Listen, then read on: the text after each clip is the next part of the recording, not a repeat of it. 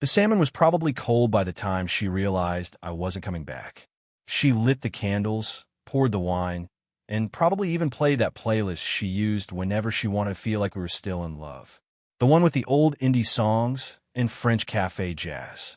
She'd hum along like nothing had shattered. But by then, I was already in a hotel 2 cities away, eating vending machine pretzels and staring at a dented ceiling tile, wondering how long it would take before she checked the bedroom closet and realized my side was empty. She thought I didn't know. She thought I never noticed the late-night walks with her phone pressed to her chest, the whispers in the laundry room, the way she always came home tired, but somehow had the energy to post filtered sunset selfies with captions like grateful for moments like this. She didn't even delete the evidence. That's what stung me most. I found the video by accident while transferring our photos to a hard drive. It was tucked in a folder labeled Garden Reno. Cute, right? Buried between pictures of mulch samples and patio tiles was a video that started with her laughing and ended with her moaning someone else's name. He had a tattoo on his ribs. I zoomed in and paused it so many times I could almost draw it from memory now, a black snake winding around a dagger. I've never had a tattoo. I've never even been in a fight. But I remember feeling something in that moment I hadn't felt in years. Clarity. Not rage. Not heartbreak. Not even betrayal. Just clarity. Like standing in a burning room and finally feeling warm. So I waited. I let her spend 2 more weeks thinking she had me wrapped around her finger. I kissed her forehead goodnight. I complimented her stupid new curtain rods. I even let her win an argument over dishwasher cycles. All while I planned my exit. And I didn't make a sound when I left. No angry letter. No suitcase thrown down the stairs dramatics. No confrontación. I didn't give her that satisfaction. Just a clean cut. So sharp she wouldn't even know she was bleeding until long after I was gone. I wonder what she told her friends when they texted asking why I missed the dinner. I wonder how long she stared at that untouched chair across from her, sipping her wine alone. She probably still doesn't know where I went. But she knows I'm gone. And the silence? It's killing her. The first call came at 8:12 p.m. I saw it light up the burner phone I bought 2 days before I left. A number I used only to book the hotel and order food. She didn't know it existed. No one did. That's why I let it ring until it stopped. No voy femade. No second attempt. The second call came at 8:18. She was faster that time. By 8:35, I watched 6 missed calls stack up, all from her. And then one from her sister, Tori, the one who always treated me like a broken appliance Lana never got around to returning. Funny how people want to talk when they realize you're no longer in arm's reach. I sat by the window of that cheap hotel room, lights off, just watching the parking lot. I could see a guy in a hoodie smoking next to a broken vending machine. And I remember thinking, even this feels more honest than my whole marriage. I didn't feel free yet, just erased, like I had slipped out of my own skin and left it back there, folded neatly beside the shoes I never liked but were to make her happy. I thought about what she was doing in real time, maybe pacing the living room barefoot, staring at the door like I was just late. Maybe she'd opened the closet by now.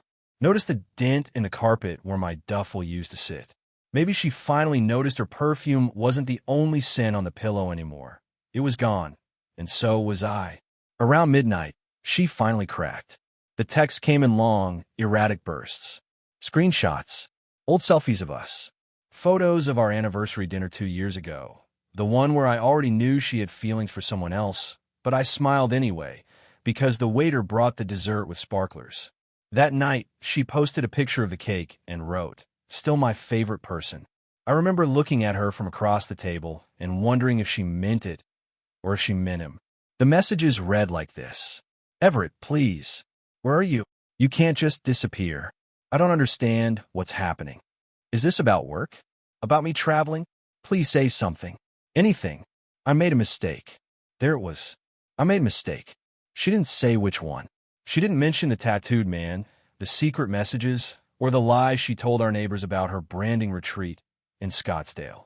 She just blanketed it in a vague fog of guilt, hoping I'd fill in the rest and forgive her like I always did.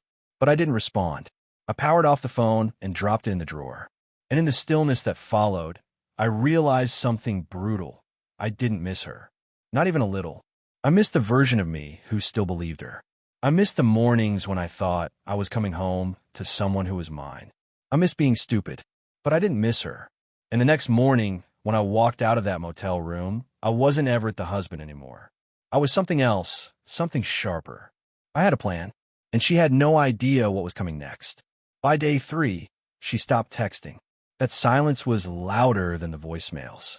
It was strategic, like she thought if she stopped chasing, I'd panic and come crawling back. That's always how it worked with us. She'd mess up, then freeze me out until I apologized for bleeding. But this time I didn't. Instead, I watched from a distance. And I mean that literally from a rented car parked across from our house. It was raining. Not the movie kind of rain that looks romantic under streetlights, but that ugly sideways kind that makes the sky feel heavy. I sat in the dark, engine off, watching her through the living room window. She didn't close the curtains. She never did when she was alone. She looked nervous, kept checking her phone, walked in circles. She even went upstairs at one point and came down in my old hoodie. The one with the stretched sleeves I used to wear when we watched those crime documentaries, she always fell asleep to. For a second, I felt my stomach clench, not out of love, but something more primal. I realized she was putting on a performance. That hoodie was no accident. She was trying to feel like she still had a piece of me. Or worse, she was preparing to tell a story. The next day, I got confirmation. Trent, a mutual friend from our hiking group, the only one who ever called me E, messaged me out of nowhere. Short and blunt. Heard you abandoned Celeste. Is this some kind of breakdown, or did you finally lose it? I stared at the message. Not a word about her actions. Not a question. Just judgment. I didn't reply, but I knew instantly. She'd begun her version of the story. I went digging. I logged into a fake Instagram account I'd made a year ago when I first had suspicions, but never used. Within minutes, I found it. Celeste had posted a vague, tearful story with a caption. Some people disappear when you need them most. Please be kind. You never know what someone's going through. The comments were a mix of sympathy and gaslighting. You're so strong, girl. He'll come crawling back when he realizes what he lost. You deserve better anyway. She'd crafted the perfect narrative. No mention of betrayal. No mention of the man with the snake tattoo. No confession. Just a sanitized, pretty version of pain that painted me as the one who broke her. And it worked. People bought it. Her sister started posting passive-aggressive quotes about loyalty. Her mother texted me a photo of our wedding day with a single line. You used to love her. I couldn't believe the audacity. These people who watched me carry that woman through her depressive episodes, through her credit card debt, through her career slumps, now suddenly believed I'd just snapped and vanished for no reason. But none of them had seen what I had. They hadn't scrolled through a hidden folder of screenshots saved to my old work laptop. They hadn't read the text where she called me emotionally safe but boring. They hadn't heard the voicemail she left him, the other man, saying she was just waiting for the right moment to end it with Everett. She was never going to end it. She just wanted to keep us both. Well, now she had neither. And while she played the grieving victim, I was 2 steps ahead. Because I hadn't just left. I'd started collecting everything. I was going to leave her exactly what she left me with, a hollowed-out shell of something once full, now echoing and empty. And soon, she discovered that not everyone she lied to would stay loyal. One of her own was about to flip, and it would all start with a knock at her door from someone she never expected to see again. It was 2:43 a.m. when the message arrived. Not a call, not a threat, just one sentence from a number I hadn't seen in over a year. You don't deserve what she did to you. I stared at the screen for a long time, confused. Then I read it again. It was signed, simply Harper. That name hit me like a sucker punch to the ribs. Harper was Celeste's best friend, maid of honor at our wedding. The one who stood in our kitchen last Christmas making mimosas and winking at me when Celeste was upstairs arguing with a delivery driver. The same Harper who, for years, felt like Switzerland between us, friendly but always loyal to her. So why was she messaging me now? I replied 3 words. What do you know? Her answer came back almost instantly. More than I wanted to. More than I can carry anymore. Over the next hour, Harper and I exchanged a flurry of texts that felt like opening an old wound just to see how deep it actually went. And what she told me unraveled everything I thought I'd already figured out. Turns out, the man in the video wasn't the only one.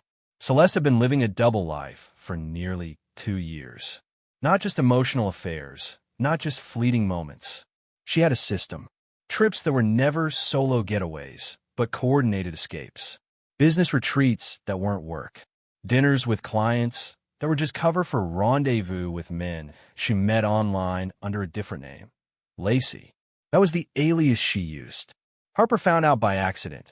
Saw a message pop up while borrowing Celeste's iPad to order takeout during a wine night. At first, she ignored it. Thought maybe it was a joke. But curiosity got the better of her, and she searched. What she found made her sick. She confronted Celeste once, quietly. Tried to reason with her. Asked why she was doing this to me. To someone who, as Harper put it, still looked at her like she was his entire sky. Celeste shrugged. Literally shrugged. Told Harper I was too safe, too passive, and never a threat. Said I would never leave, because I was comfortable. That was the word she used. Comfortable. Like a pair of old shoes you don't love, but keep around for rainy days. Harper admitted she nearly cut her off after that. But they've been best friends since grade school, and some loyalties die hard, or at least slow. So she stayed silent until now. She'd seen the posts Celeste made painting herself as the heartbroken wife. She saw the lies spreading like fire through our old social circles, and something in her snapped. I'm done protecting her, Harper wrote. I kept your secret. Now I'm done keeping hers. And then, just as I thought the night couldn't spiral further, Harper asked something I wasn't prepared for. Can I talk to you? In person. There's more. Stuff I can't send. Stuff she never knew I found. Against my bitter judgment, I agreed. I gave her the name of a coffee shop 2 towns over. Told her I'd be there at 8:30 the next morning. I didn't sleep a second that night. Just sat in the hotel armchair, staring at the crack between the curtains, waiting for the first light to come through like it might burn away everything I'd just learned. The next morning, she was already sitting there when I arrived. Harper looked different, tired, older, worn down in a way that only betrayal can make a person look. She barely smiled, just nodded and slid a brown envelope across the table toward me. I made copies, she said quietly. Photos, logs, even voice notes. I didn't know if I'd ever give these to you, but I couldn't let her rewrite the story. Inside the envelope was everything: text transcripts, screenshots, and worst of all, a printed airline ticket from 3 months ago. A trip to New Orleans, Celeste claimed, was for a real estate seminar. But the ticket wasn't in her name. It was in Lacey's. Booked round trip. 2 travelers. One of them, Derek F. Wilson. I didn't recognize the name at first, until Harper said softly, "That's the guy who officiated your wedding." Everything inside me twisted. Our wedding officiant. A man I trusted. A man who shook my hand and called me brother while standing 10 feet from the woman he'd eventually sleep with. I wanted to scream, to flip the table, to disappear again for good. But Harper reached across, placed her hand on mine, and whispered, "There's something else, something worse, and you need to hear it from me before she tells it her way." I nodded, because I knew now that Celeste wasn't just trying to erase me. She was preparing to bury me. Harper didn't speak for almost a full minute after I agreed to listen. She just sat there, eyes down, fingers tightening around the edge of her cup like it was the only thing holding her in place. Then she said the one sentence I didn't expect, the one that froze me in that booth. She was planning to file something against you. At first, I didn't understand. File what? A restraining order? Divorce? Some kind of legal stunt? No, Harper said quietly, reading the confusion on my face. She was planning to accuse you of something. Something serious. I think she wanted to build a reason, a way to justify everything she was doing. To make herself the victim, so no one would ask questions. I laughed. Not because it was funny. It wasn't. It was the dry, bitter kind of laugh that sounds like it belongs to someone else. She's already got people believing I had a breakdown, that I abandoned her out of nowhere. Harper shook her head. That's not what I mean. She was going to go further. She told me, actually, That if you ever tried to expose her or leave her publicly, she'd make sure everyone knew how controlling you were behind closed doors. That's the phrase she used. My hands curled into fists under the table. I wasn't even sure why. Anger? Fear? Grief? She said you'd call her a liar, but by then, it wouldn't matter, Harper continued. She was going to leave hints, tell people little things over time. Like how you wouldn't let her go out, that you tracked her phone, that you screamed at her.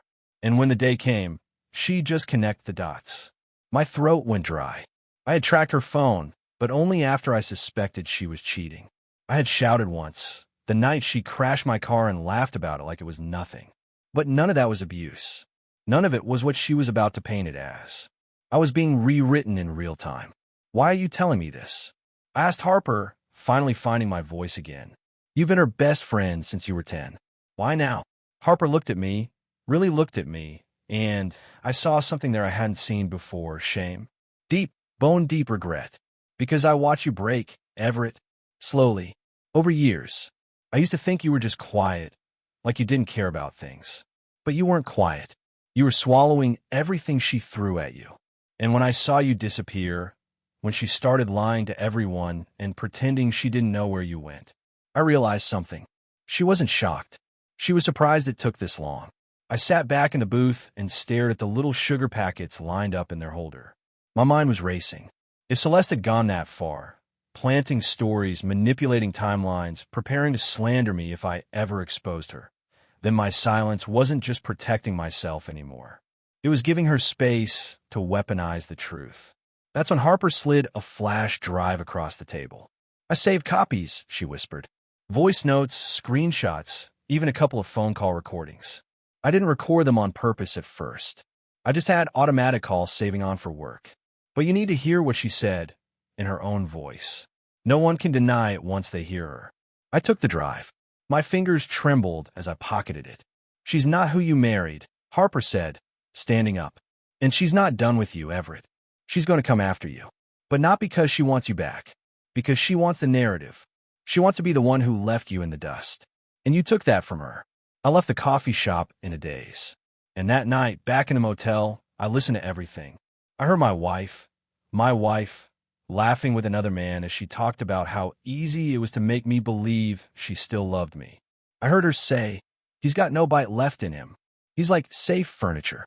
I heard her talk about spinning stories, about getting ahead of it if I ever found out, about how you can't get canceled for cheating, but people will cancel a man if you plant enough seeds. That was the moment something in me changed. This wasn't just betrayal anymore. It was war, and I wasn't going to fight it with fire. I was going to fight it with silence, strategy, and truth. But to do that, I had to do something that went against every instinct in me. I had to go back. Not home, never home, but close enough for her to see me, just once, before everything collapsed. It was a Thursday when I returned. Not to the house, that door had closed forever, but to the town, the streets, the air she breathed. I didn't announce it. Didn't tell Harper. I didn't even park near anywhere familiar. I left my rental 3 blocks from the gallery where Celeste was scheduled to speak on a design panel, some community event about aesthetic balance in home staging. She loved those buzzwords. She loved a captive audience even more. I stood in the back. Ball cap, sunglasses, collar turned up. I didn't plan to approach her. I just wanted her to see me, to know I was alive, present, and watching. She was mid-sentence when she noticed. It was subtle. Her voice didn't crack. She didn't fumble her words. But her left hand gripped the edge of the podium just a bit too tightly, and her eyes paused for a second too long on the back row. On me. She kept going, but she was different after that. Her smile felt thinner. Her cadence stuttered once or twice. And when the Q&A ended and the lights came back up, she looked again, and I was already gone. The next morning, Harper called me in a panic. What the hell did you do? I told her I hadn't said a word. Just stood there. She sighed like she didn't know whether to laugh or scream. She's losing it, Everett. She's called me twice already. Told me she saw you. Said it was a sign that you're watching her, plotting something. I told her she's paranoid, but I don't think she bought it. She's right, I said quietly. I am watching. Harper went silent. Then, she's scared. I've never seen her like this. Good, I replied. But fear wasn't what I wanted from her. Not really. I wanted something far deeper. I wanted uncertainty. Doubt. The kind that gnaws at you when no one's looking. The kind that keeps you up at night, wondering if you're already trapped in your own lie. Because she had no idea what I'd do next. And that's what happened. I got a call from a blocked number. I almost didn't answer, but something told me to. It was a man's voice. Calm. Polished. Familiar, but I couldn't place it. Everett, I've heard you've been collecting things. That's dangerous. For both of you. I didn't speak. I'd advise you to stop before someone gets hurt. And then he hung up. I sat there, phone still pressed to my ear, wondering how deep this hole went. That wasn't Derek, the efficient. His voice was younger, sharper. It wasn't Trent. This was someone I hadn't accounted for. Someone she hadn't told me about, or someone pulling the strings behind the scenes. I went back to the flash drive Harper gave me. Listened again. Slower this time. Paused and rewound until I found it. A name I hadn't caught before. Slipped in casually during a call. And when Carter gets back from D.C., we'll have the whole thing wrapped up. No loose ends. Carter. There was no Carter in her inner circle. Not publicly, at least. I ran a background search. Well, I found Stop My Breath cold. Carter P. Lindley, 48, former attorney. Disbarred in 2018 for evidence tampering. Now a consultant for private firms that specialize in high-stakes reputational repair. The kind people hire when they want skeletons buried quietly. And somehow, Celeste knew him. Or worse, had hired him. She hadn't just been preparing a story. She had built an entire defense. A war room. And I was the only one outside of it until now. Suddenly, everything became clear. Her delay in contacting lawyers. Her carefully curated grief. Her silence that turned to curated pity posts. It wasn't just instinct, it was strategy. I wasn't fighting a woman who panicked after being caught. I was fighting a woman who had been planning this for longer than I'd even imagined. And somewhere in that plan, there was a step I hadn't seen yet. A final move she hadn't played. That night, Harper messaged me again. Just 2 words. Check Reddit. I did. And there it was. An anonymous post, barely a few hours old, already gaining traction. Title: How do you cope when your emotionally unstable husband disappears and starts threatening you from the shadows? No name, no location, no photos. But it was her. The words were too specific, too perfectly vague. She painted herself as the soft-spoken wife of a man who'd been slipping for years. Said I had control issues. Said I'd left unhinged voicemails. It was bait. A trap. She wanted me to respond. To out myself. To lose the advantage. But I didn't bite. Instead, I screenshotted everything. And called Harper. It's time, I said. You still have that list of people who know her real side. Edo. Then we burned the script. And we started telling our story. We didn't go public.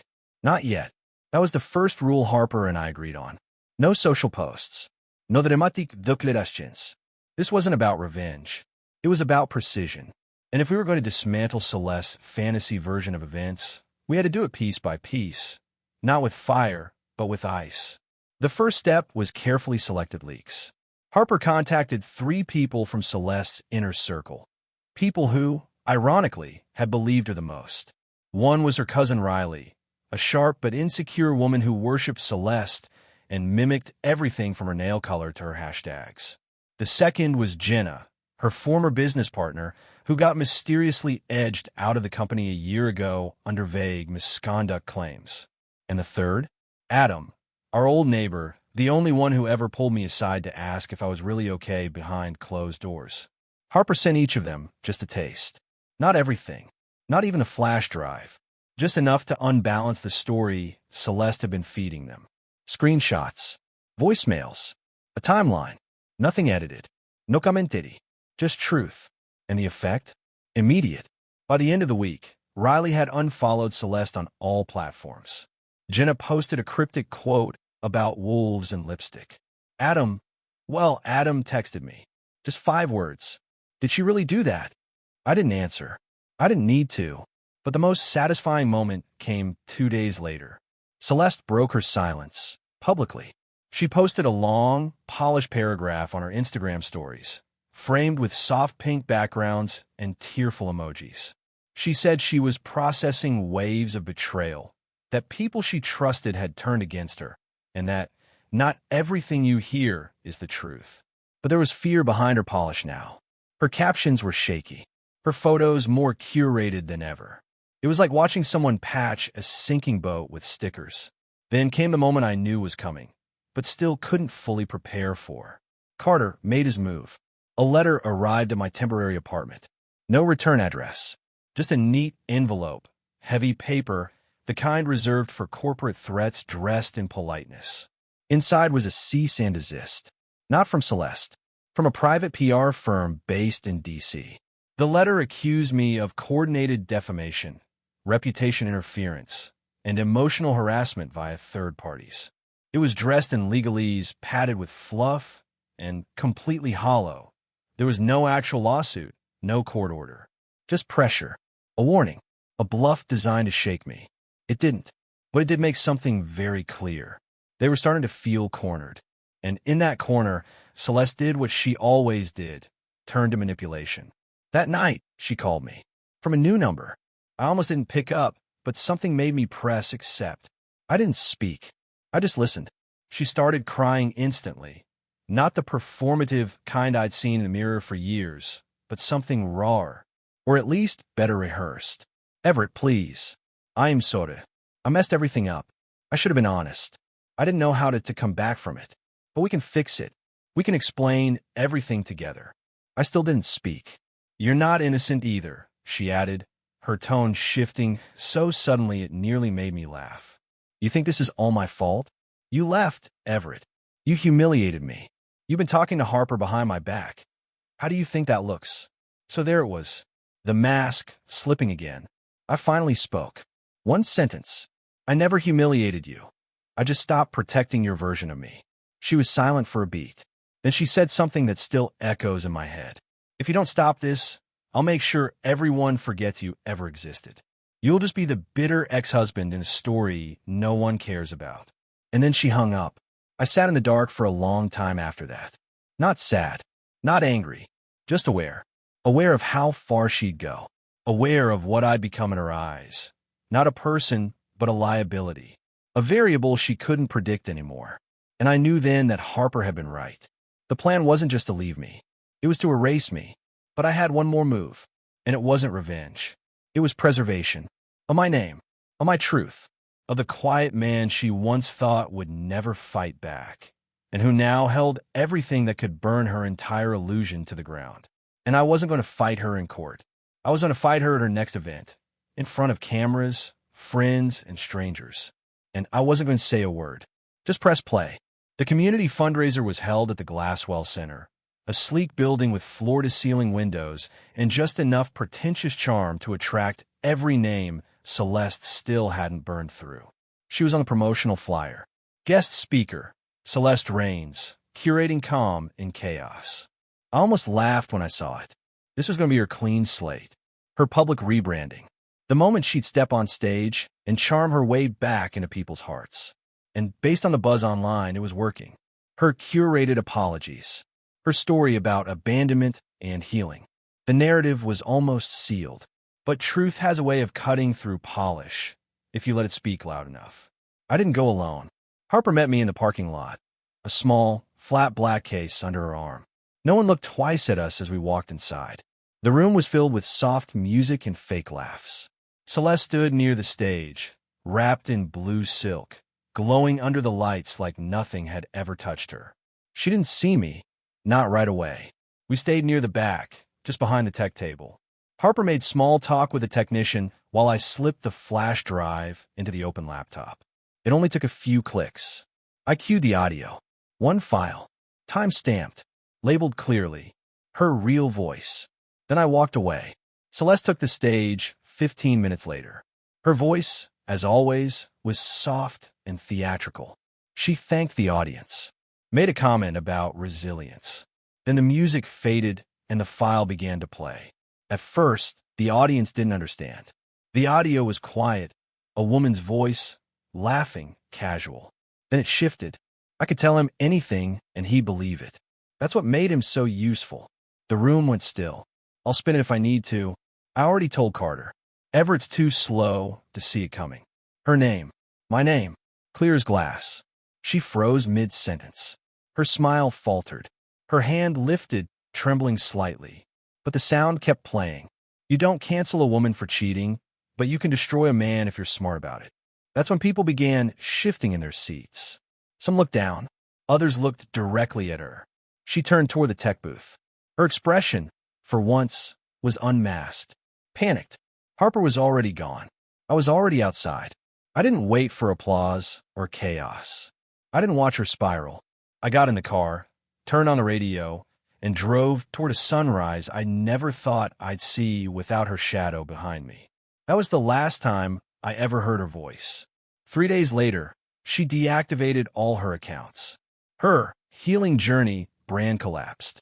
Quietly, like she hoped no one would notice. A month after that, her name disappeared from local events. Sponsors pulled out. Her face vanished from press kits. No statements. No lawsuits. Just gone. She didn't reach out again. And I didn't need her to, because for the first time in over a decade, I could breathe without wondering who I was performing for. I moved to a smaller town, took a remote contract job, adopted a dog named Griffin who's clumsy and loyal in ways Celeste never was. Harper and I still talk once a week. No drama, no complications, just a human being who showed me not all silence is empty. Some of it is peace. And if you ask me what I regret now, nothing. Not walking away, not staying silent, not watching her break her own illusion. Because sometimes the most powerful thing you can do isn't scream. It's disappear and let the truth do the talking.